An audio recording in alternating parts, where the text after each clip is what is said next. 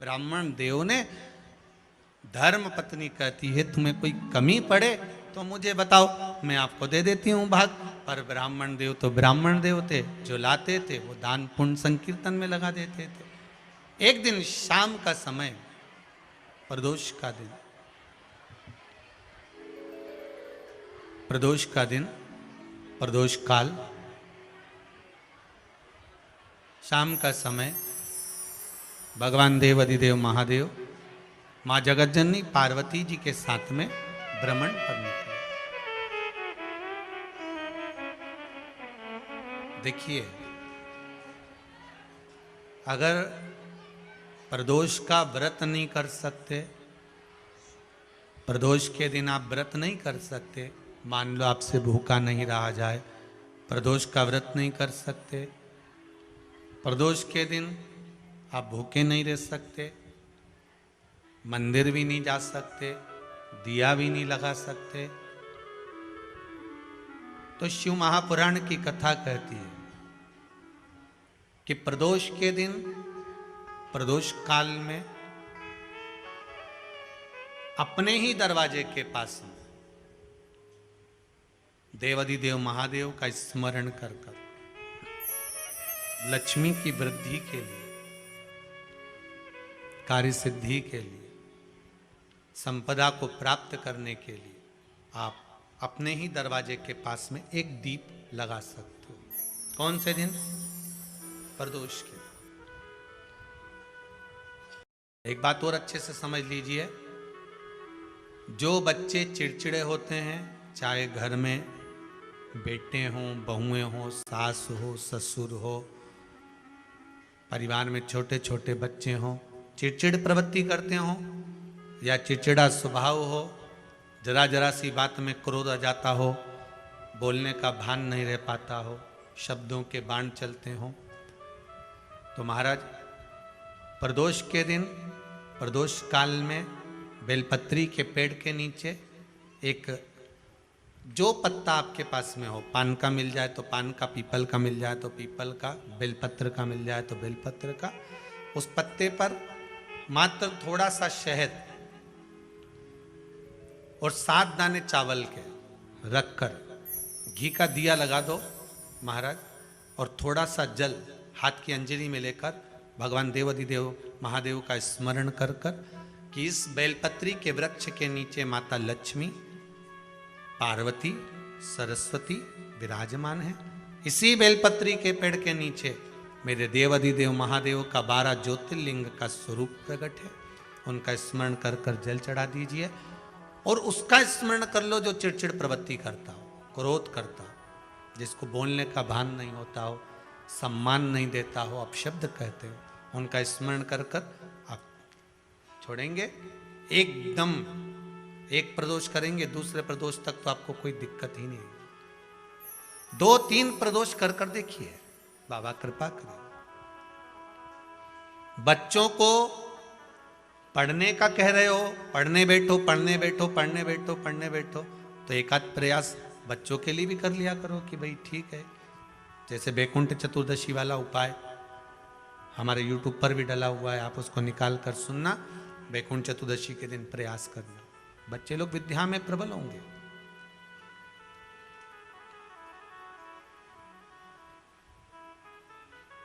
शिव उपासना का जो फल है वह 1000 गुना। ब्राह्मण देवता आज मंदिर के दरवाजे पर बैठे हुए थे, मंदिर की बुआरी लगाकर बेलपत्री को उठाकर एक बोरे में, एक बारदान में, एक झोले में भर रहे थे।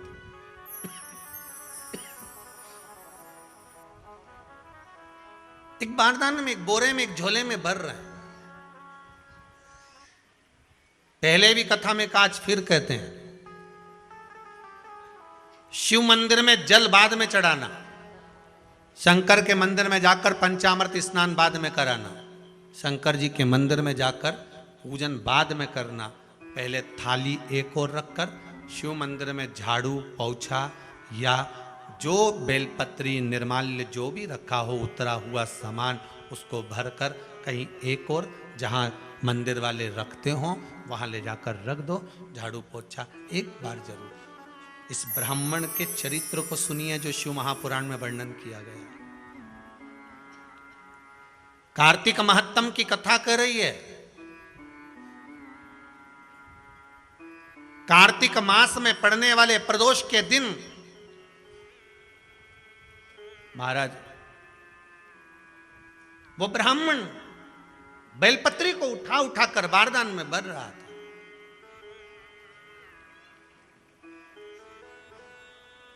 पूजन करने से पहले सबसे पहले सफाई का ध्यान रखो, और एक विश्वास रखना, आप मंदिर की सफाई नहीं कर रहे हो। फिर निवेदन करूंगा आपको, आप मंदिर की झाड़ू नहीं लगा रहे हो, आप मंदिर की सफाई नहीं कर रहे हो, आप मंदिर में पोछा नहीं लगा रहे हो। जितना हाथ आप मंदिर में फेर रहे हो सफाई के लिए, उतना आपके जीवन में जितना दुख है, जितनी तकलीफ है, जितना कष्ट है, जितनी बीमारी है, उस पर हाथ फेर रहे हो, मंदिर में नहीं फेर रहे हो। नहीं तो सारी दुनिया में जितने मंदिर हैं, सारे मंदिरों में ट्रस्टियों ने कुछ ना कुछ लगा के रखा है। स्वीपर आता साफ करके जाता है, ये आएगा सफाई कर कर जाएगा, पंडित जी होंगे तो बुआरी लगा देंगे, पंडित जी होंगे सफाई कर देंगे। उन्होंने तो पंडित जी को बोल के रखा कि साफ कर दो, पंडित जी करते भी हैं, पर पहला फर्ज आपका है कि आप मंदिर में आए हो तो पहले आप सफाई करो। क्यों? क्योंकि हम उसका द्वार साफ रखें। आज के समय में तो एक नियम हो गया साहब कि मंदिर में जाते हो तो मंदिर के दरवाजे पर चप्पल उतार के जाते हो, नहीं तो शास्त्र रीति तो ये कहती है कि मंदिर में भगवान सामने बैठा है तो उसके सामने चप्पल भी नहीं उतरना चाहिए।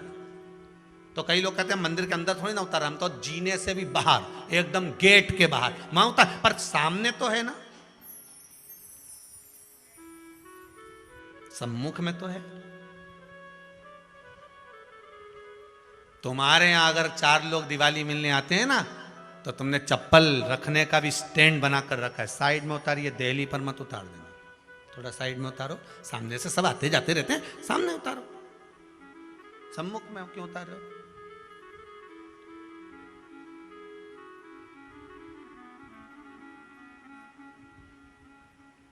थोड़ा द्वार पे से दूर उतारिए।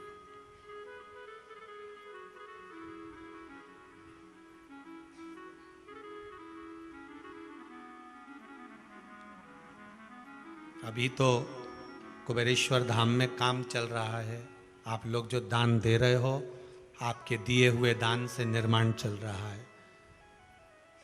अभी तो आप पहनकर जूता चप्पल भी अंदर आ जाते हो, भले दूसरे मंदिरों में चप्पल पहनकर हमने देखा है, आधिकाधिक मंदिरों में, ब्रजभूमि पर भी बहुत मंदिरों में लोग अंदर जूता पहनकर चले जाते हैं, पर जब तक बाबा नहीं बैठा तब तक तो आप पहन कर आ रहे हो। जिस दिन बाबा कुबेरेश्वर धाम में आकर बैठ गया, उसके बाद वो दोनों गेट पर चप्पल बाहर ही रहेगी।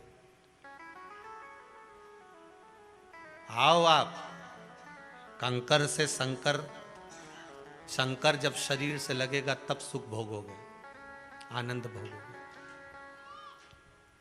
सुख की प्राप्ति। अपने द्वार पर भी कितना सुंदर लिखा है भविष्य पुराण के अंतर्गत,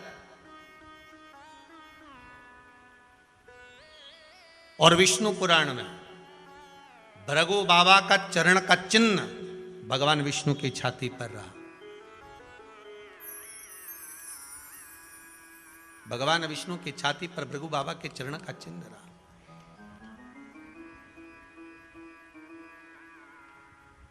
चरण का चिन्ह।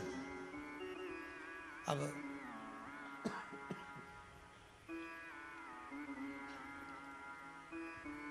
भविष्य पुराण में लिखा है कि अगर हम मंदिर के द्वार पर, घर के चौखट के एकदम सामने चप्पल उतार देते हैं, 7 बार दिन भर में से, कितनी बार?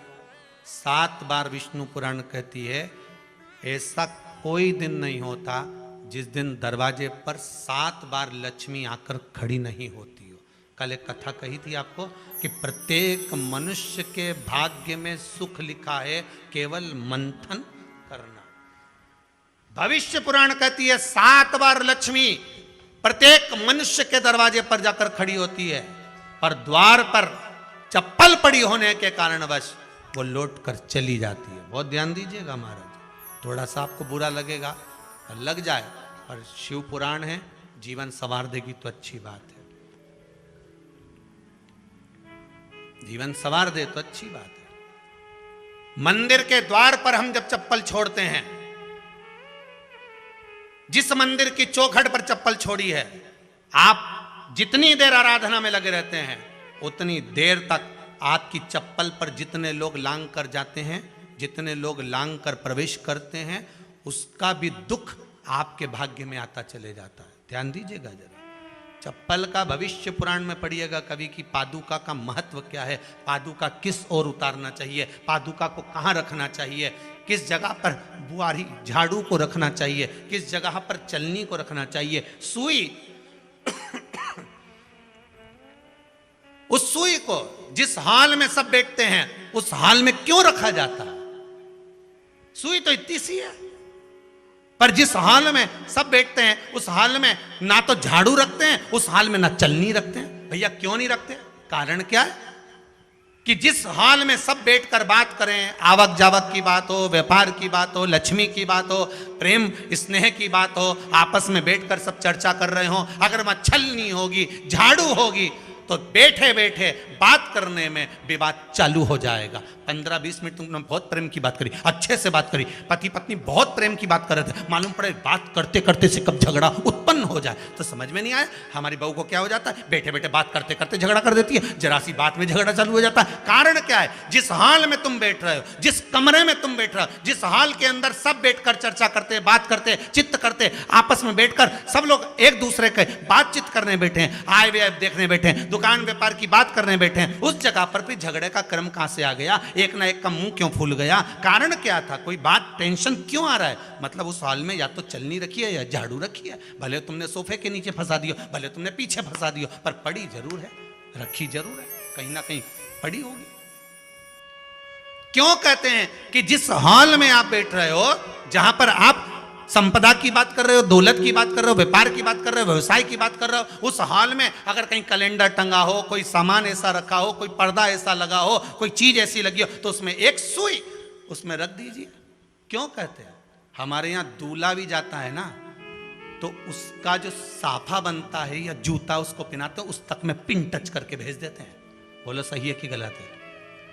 दूल्हा तोरण लगाने जा रहा है, दूल्हा तोरण देने जा रहा है, तो उसके जूते में भी पिन घुसेड़ कर भेजते हैं, पिन लगाकर भेजते हैं, उसके साफे में पिन लगाकर भेजते हैं। एक भले सुई नहीं लगाएंगे तो आल पिन लगाकर भेज देंगे। क्यों भेजते हैं? उसका कारण क्या? कि लक्ष्मी को लेने जा रहा है, संपदा लेने जा रहा है, और जिसको वो ब्याह करने जा रहा है उसका संबंध सुई और धागे के संबंध जैसा हमेशा सिला हुआ होना चाहिए, उधेड़ा ना जाए, कैंची जैसा कटा हुआ नहीं होना चाहिए।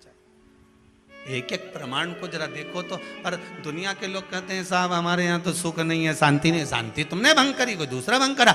चप्पल उतार दी दरवाजे पर, मंदिर के द्वार पर। हम तो यहाँ तक कहेंगे पशुपति व्रत करने जा रहे हो, पशुपति व्रत को धारण करने जा रहे हो, एक सोमवार मत पहनो चप्पल। जब मंदिर जा रहे हो तब दिन भर पहनो, मंदिर जाओ मत पहनो। कोई जरूरी है कि मंदिर पहनने चप्पल पहनना जरूरी है? मत पहनो। मंदिर के द्वार पर जहां भगवान विराजे हैं उसके द्वार पर अगर आपने चप्पल उतारी है, आप तो अंदर चले गए। पर जितने लोग लांग रहे हैं उसका मालूम, उसका स्मरण कितना कितना गया। छाता, चप्पल, आसन, मांग का टीका, इसका भी वर्णन पहले कर चुके हैं कथाओं में, आप लोगों ने सुना होगा। छाते का भी वर्णन किया। किसी का छाता बारिश में तुम लेकर आ गए, पानी गिरने लगा, जी तुम्हारा छाता देना, छाता तो लेकर आ गए, पर जितने दिन तुम्हारे घर में रखा हुआ है उतना दिन तक हिसाब लगा कर रखना कि 15 दिन रखा तो तैयारी रख लेना। 15 दिन में कितने घंटे हुए, कितने घंटे कितने पल, उतना आपको दुख भोगना पड़ेगा।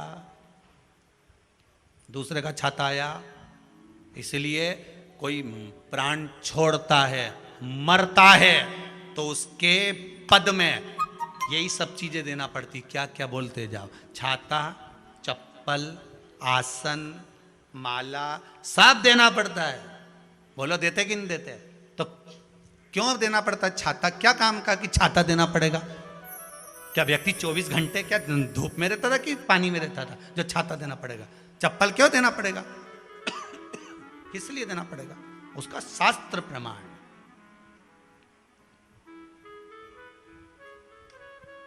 जरा सा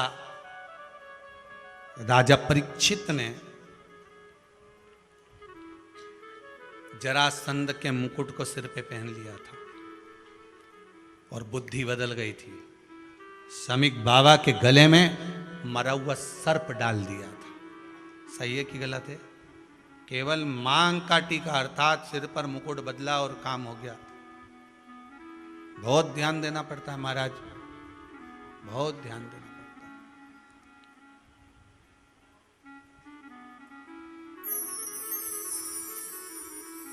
तुम्हारी चप्पल कोई ले गया, तुम रो रही। किसी ने पूछा क्या हो गया? मेरी चप्पल कोई ले गया था, फिर मैं दूसरे की ले गई। तुम्हारी से कोई दूसरा ले गया, तुम दूसरे की ले गई।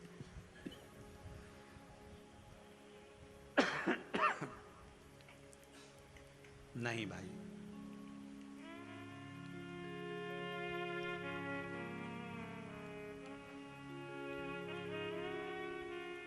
उसको प्राप्त करने के बहुत तरीके हैं। एक सत्य बात कहें, 7 बार लक्ष्मी प्रतिदिन मनुष्य का द्वार झांकने के लिए आती है। ऐसा कोई दिन नहीं जाता जिस दिन तुम्हारा भाग्य भगवान पलटने के लिए नहीं बैठा हो। वो तो इंतजार करता है कि ये गेंद फेंके और मैं चौका छक्का लगा दूं। वो कहते हैं ना, एक ओवर में कितनी गेंद फेंकते हैं? जम के बोलो। अरे एक ही फेंकते हैं। एक ओवर में कितनी गेंद फेंकते हैं? एक। वही गेंद बार बार फेंकते हैं ना, गेंद तो एक ही है नहीं। वो तो बार बार गिनाया तो 6 बार गिना, तो फेंकी तो एक ही है कि बदल बदल के फेंक दी, पीली नीली हरी गुलाबी? नहीं, एक ही है।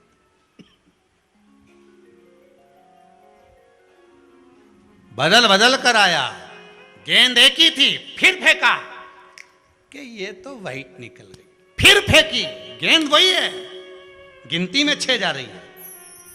1 साल निकल गया, 1 दिन निकल गया, फिर गेंद फेंकी। अरे साहब, एक भी रन नहीं बना, फिर फेंकी, अभी भी नहीं बना, फिर फेंकी तो के बाउंड्री तक तो पहुंच गई है। अब की बार जो फेंकी तो के ऊपर से निकल गई, सीधे 6 पे पहुंच गई। भगवान भी ये कहता है, एक ही गेंद है, 6 बार फेंकी है। शास्त्र कहता है 7 बार दरवाजे पर लक्ष्मी आती है, मौका देखती है कि कब मौका मिले मैं इसके घर में प्रवेश कर जाऊं। पर कभी कभी ये निंदा करती दिखती है, कभी बहू की चुगली करती दिखती है, कभी टीवी में मन लगाए दिखती है, कभी सुई धागा लेके बैठी मिलती है, कभी झाड़ू लगाती फिरती है, कभी दरवाजे पे चप्पल खुली मिल जाती है, कभी कुछ मिल जाता है। मैं बार बार आती हूँ, अब नहीं माने तो मैं कहीं करूँ, मेरे को तो जाना पड़ेगा। मेरे को तो जो नियम है, सर्विस करने वाला, नौकरी करने वाला तो टाइम पे आएगा। तुम भले कंप्यूटर चलवाओ, चाहे मोबाइल उड़वाओ, चाहे तुम लिखा पढ़ी करवाओ, बोलो सही है गलत है, उसको तो करना है। बोलो साहब क्या करना पड़ेगा? लग जाओ कंप्यूटर पे, लग जाओ, उठाओ मोबाइल, ये तो उसको तो करना है। वो तो टाइम पे पहुंच गया 9 बजे। लक्ष्मी जी भी टाइम पे आती है। आई दरवाजे पे क्या देखा उसने कि ऐसा ऐसा है। कई कई की तो आदत पड़ी, रोटी घर में बना हुआ सारा दाल चावल सब्जी वब्जी जो बच गई उठा के मैं दरवाजे के पास में रख के आ गई। लक्ष्मी जी सोचे बताओ, ऐसा तो पहले से रख, अंदर चली गई और ऐसा खिला दिया तो मैं तो नहीं जाऊं। लक्ष्मी जी वापिस चलती। कई लोगों की आदत, आटा छना हुआ, ऊपर की जो चापड़ थी, उनने कहा गाय खा के चली जाएगी, ओटला पे पटक के आ गए। लक्ष्मी जी इतने में आई कि चापड़ तो यहाँ पटक के चली गई, मैं काय को जाऊं, छलनी में से जाओ उधर, नहीं जाऊं। कितना कितना कहा है महाराज, केवल एक दिन का इंतजार रहता है, दिवाली आए लक्ष्मी जी हमारा घर आएगी ने, लीप लिया ने, पोत लिया ने, मांडना भी मांड लिया, लक्ष्मी जी का पाँव भी मांड लिया ना, कमल का फूल भी मंगवा लिया, गेंदा की माला भी बुलवा ली, सारी गेंदा वेंदा की माला दरवाजे पे भी लगा दी, चौक मोक पूर के बेटी इंतजार में, लक्ष्मी जी आएगी, लक्ष्मी जी आएगी। लक्ष्मी जी बोली मैं तो रोज आऊँ री जी, मैं तो रोज आऊँ, पर कहीं करूँ थारी बुद्धि काम नहीं करे, मैं कहीं करूँ, मैं तो रोज आऊँ। फिर के लक्ष्मी मैया अब की बार आ गई तो जाजे मती रही, बड़ी तकलीफ में हूँ। लक्ष्मी जी बोली नहीं जाना तो पड़ेगा, दिवाली का दिन है, हमारे 10 के घर जाना पड़ता है, बड़ी मुश्किल से तो गुजिया पपड़िया मिलता है, नहीं जाऊंगी तो अच्छा नहीं लगेगा, तो जाना तो पड़ेगा। पर रोज आऊंगी, प्रतिदिन आऊंगी। तू अगर मुझे रोक सकती है और अपने घर में बुला सकती है तो बुला ले, और आऊंगी मैं प्रतिदिन और जाऊंगी भी मैं प्रतिदिन। लक्ष्मी आती भी खूब है और जाती भी खूब है, एक जगह टिकती कभी नहीं है। बस उसको बुलाने का तरीका होना चाहिए। रोज भगवान चाहता है कि तेरा दिन फिर जाए। कथाओं में भी आप लोग बोलती हो, आंवला नवमी वगैरह की बोलना, जैसे ही का दिन फिर या, ऐसी बोलती हो ना कथा, कहानी सुनती हो जब, कैसे बोलती हो कहानी सुनने के समय पे, ये जैसे ही का दिन फिर या न वैसा हमारा दिन फेर जे माता, ऐसा कर जे माता। तो माता जी बोले मैं तो रोज का दिन फेरूं तेरा, तो काहे के चिंता करे री कमला, काहे चिंता करे, मैं तो रोज का फेरू, तू सुधरे तो। मैं तो बिल्कुल तैयारी में। ब्राह्मण बेलपत्री को भर रहा था। बेलपत्री ब्राह्मण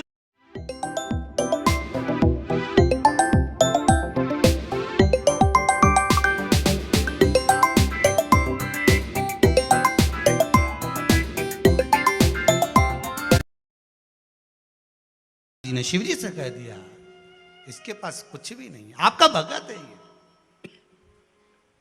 आपका भगत है, इसके पास कुछ भी नहीं है, आप कृपा नहीं करोगे। शंकर भगवान बोले आज प्रदोष का दिन है, प्रदोष काल में ये मेरी सेवा में लगा है। सुनो पार्वती, जितनी बेलपत्र इसने उठाकर रखी है वो बेलपत्र स्वर्ण मुद्रा के बराबर हो जाएगी, तू चिंता मत कर। शिव पार्वती को कहकर चल दिए। शंकर पार्वती बात कर रहे थे, इतने में एक सेठ ने सुन लिया कि जितनी बेलपत्र भर के ले जा रहा है उतनी स्वर्ण मुद्रा हो जाएगी। बनिया ने सुन ली, सेठ ने सुन ली, तो जैसे ही शंकर पार्वती गए, सेठ जी उस ब्राह्मण के घर चले गए, 100 सोने की मुद्रा देकर कहा जितनी बेलपत्र है चढ़ी हुई मुझे दे दे, जो चढ़ी हुई बेलपत्र है वो मुझे दे दे। महाराज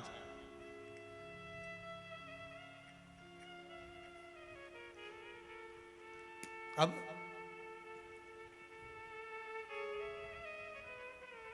चढ़ी हुई, ब्राह्मण देवता ने पूछा आप करोगे क्या?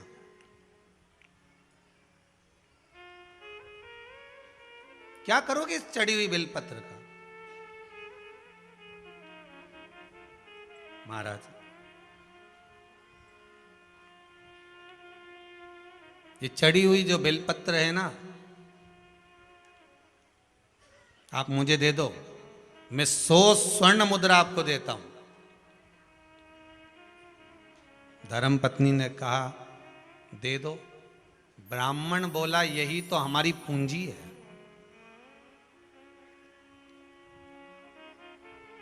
यही हमारी पूंजी है।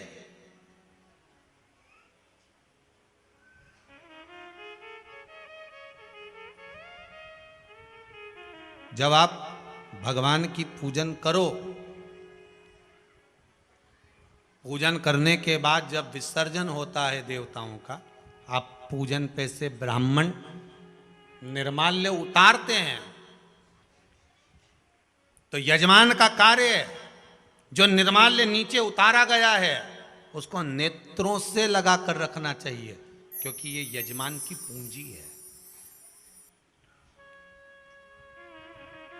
ये ब्राह्मण की पूंजी है।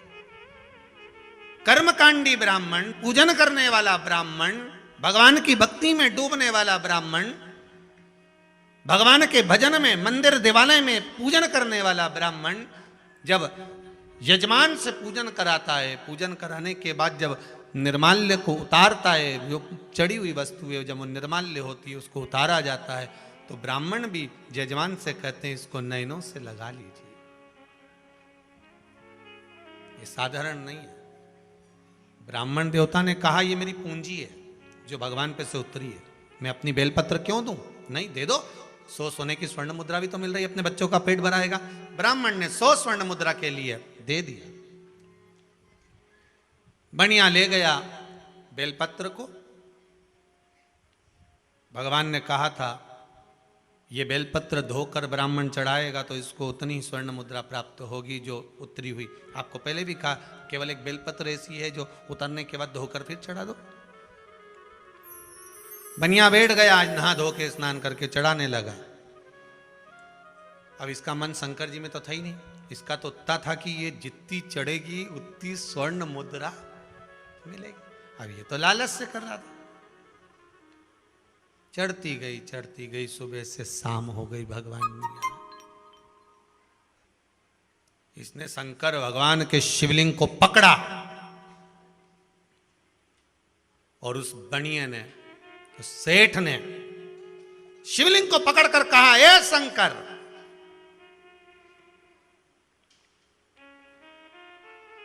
मेरी 100 सोने की मुद्रा चली गई, तेरे चक्कर में आज मैं शिवलिंग को उठा लेता हूं। जैसे ही शिवलिंग को पकड़ा ऐसा चिपक गया, हाथ ही नहीं निकला,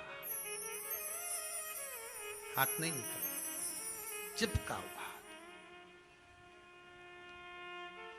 निकल ही नहीं रहा। आंख से आंसू निकलने लगे, सुबेरे से लगा था, हाथ नहीं खुल रहा। शंकर भगवान आकाशवाणी कर कर बोले, उसके भाग्य का धन तू लेना चाहता था? 1000 स्वर्ण मुद्रा ब्राह्मण को दान दे, क्योंकि उसके भाग्य की थी ये बेलपत्र, तब हाथ छूटेगा। बनिया बोले पहले हाथ तो छोड़ो तो 1000 मुद्रा दूंगा। इसने सोचा कि 1000 मुद्रा तब दूंगा जब हाथ छूटेगा। हाथ छूटेगा तो कौन देगा? भाई एक व्यक्ति की गाय खो गई, गौ माता खोई, तो इसने हनुमान जी से कहा, प्रभु मेरी गाय घूम गई है, आप हनुमान जी गाय ढूंढ दो। तो हनुमान जी ने ऐसी कृपा कर दी। एक व्यक्ति सामने से दौड़ कर आया, हे प्रभु मैं आपको प्रसाद चढ़ाऊंगा, 5 रुपए का, आप मेरी गाय ढूंढ दो।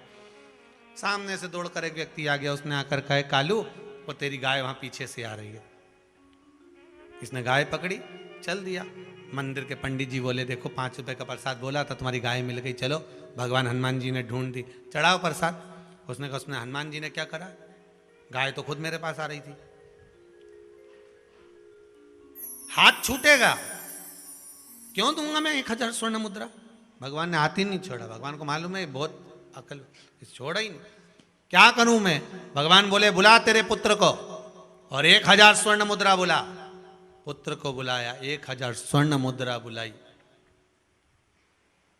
बनिए से कहा, दे अब, तो कि मेरा हाथ तो छोड़ो।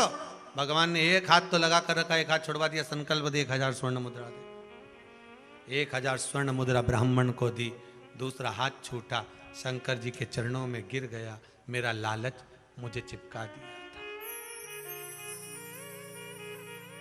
इतने में पार्वती जी आकर बोली, आपने कहा था कि ब्राह्मण को आप स्वर्ण मुद्राएं दोगे, तो ये मुद्रा आपने क्यों नहीं दी? शंकर भगवान बोले, मेरे पास तो खुद नहीं है, मैं तो अपने भक्त से दिलवाता हूं। किससे दिलवाता हूं? अपने भक्त से।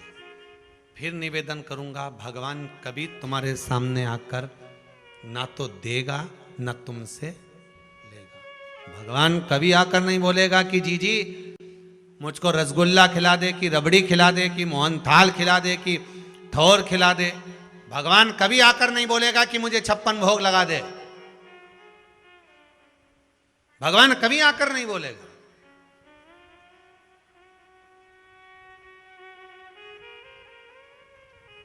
भगवान तो किसी को एक माध्यम बनाएगा और भेज देगा, जा तेरा वो काम हो जाएगा। माध्यम बनाकर भेजा। और हम तो कहते हैं संपूर्ण विश्व में, सारे संसार में जब एक तरफ श्रीमद् भागवत कथा चल रही थी, बीच में ये शिव महापुराण की कथा अगर कोरोना महामारी में आई है, तो ये जान लेना कि भगवान ने माध्यम बनाकर भेजा है कि तुम्हारी जिंदगी को संवार लो। ये शिव महापुराण की कथा अगर आज आई है, तो ये आपके जीवन को संवारने वाली है, आपके जीवन को सार्थक बनाने वाली है, सार्थकता प्रदान करने वाली। ये जीवन को एक परमात्मा की शरणागति तक लेकर जाने वाली।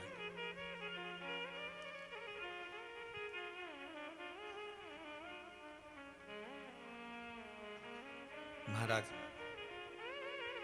शंभु शरणे पड़ी मांगू घड़ी रे घड़ी, दुख काटो दया करी न दर्शन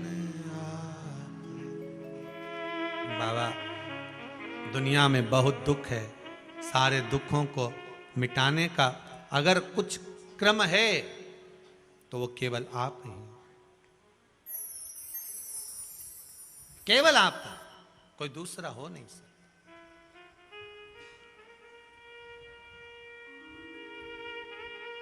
भगवान कभी सामने आकर नहीं देगा, भगवान कभी तुम्हारे सामने आकर लेगा भी नहीं। भगवान तो किसी को माध्यम बना देता है। देव ऋषि नारद के अहंकार को तोड़ना था तो देव ऋषि नारद से तप करवा लिया। इतना अहंकार देव ऋषि नारद में आ गया कि मैंने कामदेव को जीत लिया। तो शंकर जी के पास जाकर कहते हैं कि मैंने काम को जीता है जिसको आप नहीं जीत पाए। शिव जी ने अपने गले की रुद्राक्ष की माला दे दी। ये ले रुद्राक्ष की माला। देव ऋषि नारद ने वो रुद्राक्ष की माला भूमि पर जाते जाते पटक दी। ये रुद्राक्ष की माला जिसकी कोई कीमत ही नहीं है, फेंक दिया। रुद्राक्ष का मोल क्या होता है, रुद्राक्ष का मूल्य क्या होता है, ये रुद्राक्ष पहनने वाला ही जान सकता है। जिस समय पर रुद्राक्ष महोत्सव हुआ था कोरोना महामारी के समय पर, और कोरोना महामारी दूसरी लहर तो बाद में चालू हुई थी। जब रुद्राक्ष उत्सव हो चुका था, उसके बाद कोरोना की जो दूसरी लहर चालू हुई थी, आप सबको स्मरण होगा, लोगों को जो रुद्राक्ष बांटे गए थे, इतना विश्वास था उस रुद्राक्ष में, उसका पानी पी पी के लोग बीमारी से ठीक हो गए थे। आज भी कई पत्रों में लिखा हुआ है इनमें, कई पत्र,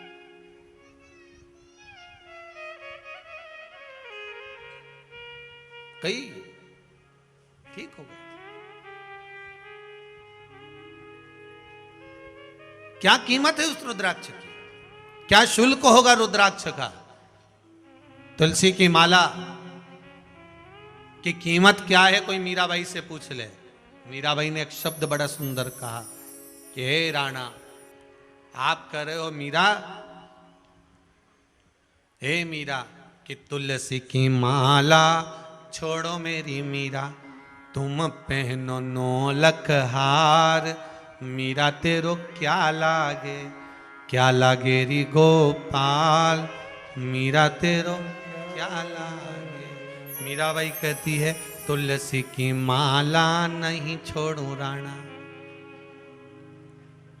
कि तुलसी की माला नहीं छोड़ो राणा, अरे यही तो हमारो श्रृंगार, मीरा तेरो क्या लागे री गोपाल, मीरा की माला नहीं छोड़ो राणा, अरे यही तो हमारो श्रृंगार, मीरा तेरो क्या लागे री गोपाल, मीरा तेरो क्या लागे। हमारे कमी पड़ी, 9 लाख हार पड़े हैं, मीरा पहन ले, आभूषण पड़े हैं वो पहन।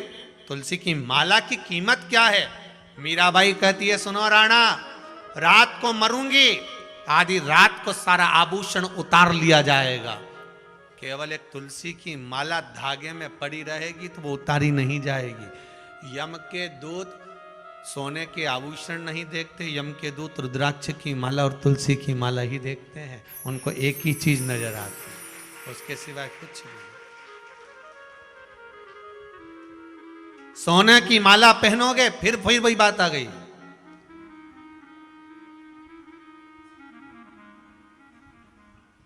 सोने की माला होगी तो चोरों की नजर होगी, सुंदरता होगी तो लुच्चों की नजर होगी, और रुद्राक्ष और तुलसी की माला होगी तो मेरे देवाधिदेव महादेव की नजर होगी। ये आग के ऊपर क्या रखा है, क्या धारण करा है, ये आग के ऊपर जो माला आप पहन लो,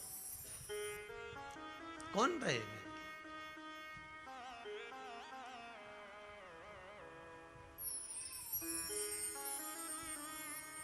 कीमत क्या है रुद्राक्ष की, कीमत क्या है तुलसी की, कीमत क्या है उसको जानो। तुलसी की संविधा, तुलसी की लकड़ी, तुलसी का दल, तुलसी की मंजरी, तुलसी की पत्ती, उसका महत्व क्या है समझ में आए तब जाने ना। सारे चंदनों में सर्वश्रेष्ठ चंदन होता है हरि चंदन, जो तुलसी की जड़ को घिसकर बनाया जाता है। तुलसी की जड़ को घिसकर बनाया जाता है, हरि चंदन भगवान को समर्पित होता है, सर्वश्रेष्ठ चंदन माना गया। जैसे आपको कल कथा में कहा था, कल या परसों में, कि बेलपत्र के पेड़ की छाल मिल जाए तो उसको भी घिसकर चंदन बनाकर शिव को लगा सकते। पीपल के वृक्ष की छाल मिल जाए तो उसको घिसकर चंदन बनाकर शिव को लगा सकते। कितना महत्व है उसका, कितना। महाराज शमी के वृक्ष की छाल, उसका भी चंदन बनता, वो भी शिव को चढ़ता है। जैसे शमी वृक्ष की पत्तियां, शमी की पत्ती, शमी वृक्ष का जो महत्व पहले कहा है, शमी वृक्ष की पत्तियां जब अदालत में या कानूनी कोई प्रोसेस के अंतर्गत कानूनी कोई कार्रवाई हो गई है या कोई अटका है काम, तो शमी की पत्तियों को 5 जगह पर चढ़ाया जाता है उस कार्य को निपटाने के लिए। पहला अशोक सुंदरी की जगह पर। अशोक सुंदरी की जगह कहाँ है आपको मालूम है, पहले भी बताया। जैसे ये शिवलिंग है, ये जलाधारी गोल